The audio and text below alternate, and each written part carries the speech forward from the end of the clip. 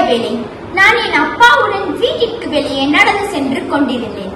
அப்பொழுது ஒரு மின் தொழிலாளர் மின்சார பெட்டியை பழுது பார்த்துக் கொண்டிருந்தார். அப்பொழுது ஒரு விஷயம் என் கவனத்தை ஈர்த்தது. அவர் ரப்பர் கையுறையை அணிந்திருந்தார். அப்பொழுது எனக்கு சற்று விசித்திரமாக இருந்தது. உடனே நான் என் அப்பாவிடம் கேட்டேன், அப்பா, ஏன் அவர் அந்த கையுறையை அணிந்திருக்கிறார்? உடனே என் அப்பா சிரித்துக் கொண்டே சொன்னார், அவர் அந்த கையுறையை அணியவில்லை என்றால் மின்சாரம் தாக்கும், அபாயம் ஏற்படலாம். அப்பொழுது எனக்கு இன்னொரு கேள்வி தோன்றியது. எப்படி ரப்பர் கையுறை நம்மை பாதுகாக்கிறது? அதே வேளையில் எப்படி மின்சாரத்தை மின்கம்பி கடத்துகிறது? ஆம், இக்கேள்விக்கான பதிலை நாம் பரிசோதனையின் மூலம் அறிந்து கொள்வோம். வணக்கம், நான் இங்கே வர்ச்சனகுட்டி. நான் முடிச்சிருக்கிறேன். நான் கீதாஸ்ரீ குணசேகரன். நான் இரிவேஷ் ரவீந்திரன். நான் அக்ஷரே ஜெயபாலன். நாங்கள் 54 தமிழ் பள்ளி மாணவர்கள். இந்த பரிசோதனையின் நோக்கம், எந்த பொருள்கள் மின்சாரத்தை கடத்துகின்றன, எந்த பொருள்கள் மின்சாரத்தை கடத்தவில்லை என்பதை நாம் அறிந்து கொள்வோம்.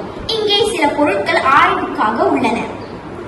மின்குமிழ், மின்கலன், தொடர் கம்பி, இரும்பு கரண்டி, மரக்குச்சி, நெகிழி அடிக்கோல், அழிப்பான், காகித செருக்கி மற்றும் நாணயம். இப்பொழுது உங்களிடம் 3 கேள்விகள். கேள்வி 1, எந்த பொருட்கள் மின்சாரத்தை கடத்துகின்றன? கேள்வி 2, எந்த பொருட்கள் மின்சாரத்தை கடத்தவில்லை? கேள்வி 3, எப்படி ரப்பர் கையுறை நம்மை பாதுகாக்கின்றன?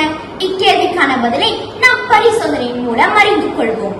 இந்த பரிசோதனையில் மின்சுற்றில் ஒவ்வொரு முறையும் ஒரு பொருளை மட்டும் மாற்றுகிறேன். அவை நாணயம், மரக்குச்சி, இரும்பு கரண்டி, அழிப்பான், நெகிழி அடிக்கோல், காகித செருகி. மற்ற அனைத்தும் ஒரே மாதிரியாக இருக்கும். அதே மின்கலம், அதே மின் விளக்கு, அதே இணைப்பு கம்பிகள்.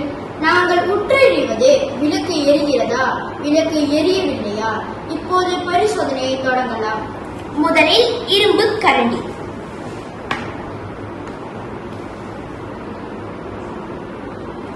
அடடே, மின்குமிழ் ஒளிர்கின்றது.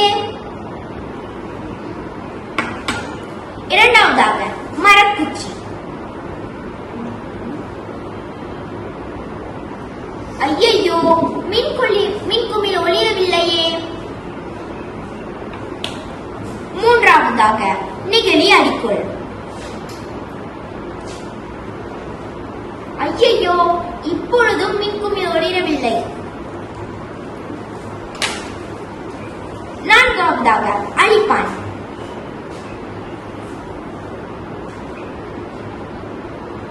ஐயையோ, இப்பொழுதும் மின்குமிழ் ஒளிரவே இல்லை. ஐந்தாவதாக காகித செருக்கி. அடடே, இப்பொழுதும் மின்குமிழ் ஒளிர்கின்றதே. இறுதியாக நாணயம்.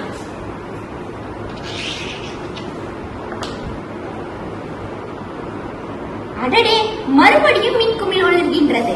இப்போது நாணயத்திற்கும் கரண்டிற்கும் என்ன ஒற்றுமை? சரியாக சொன்னீர்கள். இரண்டும் உலோகத்தால் செய்யப்பட்டவை, அதனால் தான் மின்சாரத்தை கடத்துகின்றன. இப்போது அழிப்பான், நெகிழி அடிக்கோல், மரக்குச்சி இவற்றிற்கு என்ன ஒற்றுமை?